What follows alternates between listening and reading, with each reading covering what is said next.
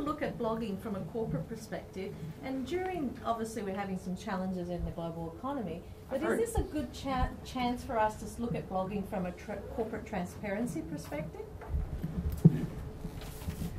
What do you mean by corporate transparency? Well, you know, there's a lot of shady stuff going on. And I think from a leader's perspective, and I think you mentioned one of the blogs that leaders will tell you about their direction of the company, where they want to go, what they see as the future. And I think people feel more confident when they know the company has a direction. Yeah. So I'm just looking at it from a corporate perspective. That's sort of internal communication rather than transparency? Or both? Both. All right. Yeah, I think, as you said, these are troubled times, but ultimately what we have is ourselves and our connections to each other. And so the stronger you can make those with your customers, with your clients, with your vendors, now's an opportunity. It's an area of huge opportunity, right? Because you have the ability to capture, some of the perhaps irrational panic around this and really form strong relationships with folks. And ultimately, that's one of the universal things you can say about every business in the world, right? Hi, Jeffrey Clark, sourcethemove.com. So I'm looking to set up a blog, but I want to do an industry-specific blog. Can I have multiple contributors to that? Absolutely. So often blogs, there was actually a great presentation. There was a WordPress conference here on Sunday. They call it WordCamps. And there was a great guy there who does a site called lifehack.org. What was his name?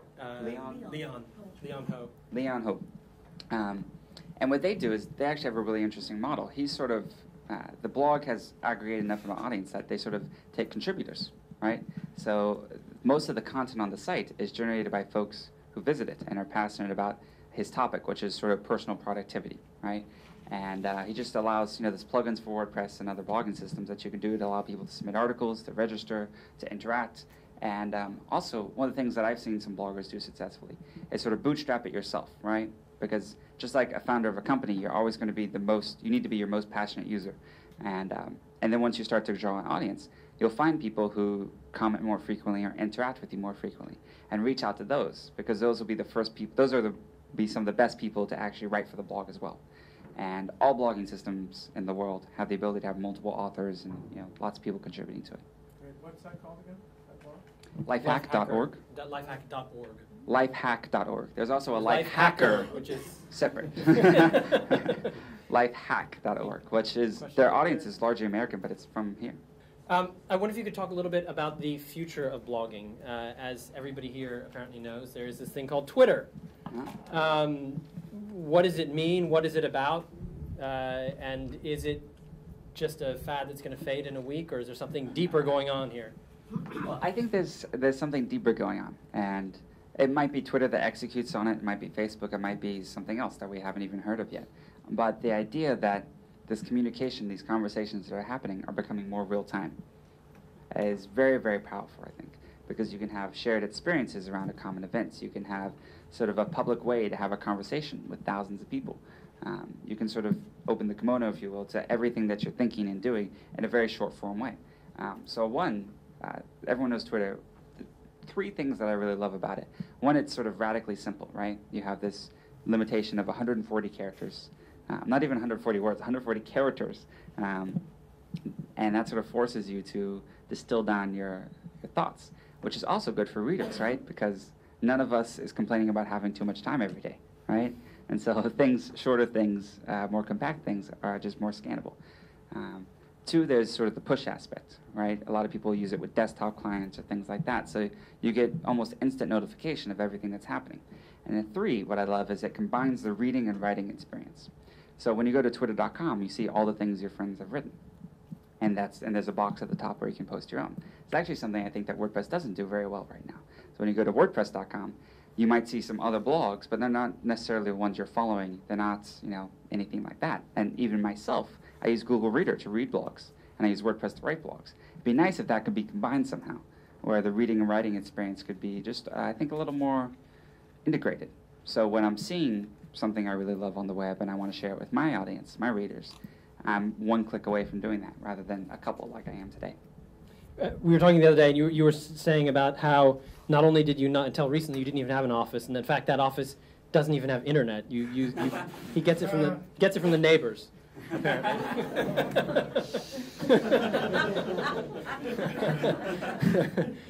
You don't have like employees in one room, and you're also talking about how you're getting rid of email. Yeah. So.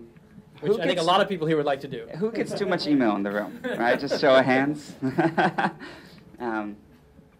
So internally, we're finding, because we're all across different time zones, everyone works on their own time zone, it was difficult, and we were just generating a huge amount of email because it was the best way to asynchronously communicate with each other.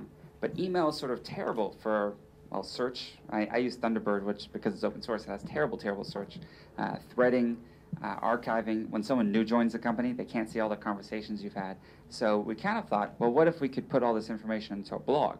And we tried it, and it didn't work. Right? Because blogs are it's more for, it's the format was wrong. I really feel like form does dictate function. And the form that WordPress traditionally is you go to a dashboard, and there's a screen, and you write a post. And there's a home page with a listing of the posts and the comments. You click to see them. You go to another page, and this just didn't work for us.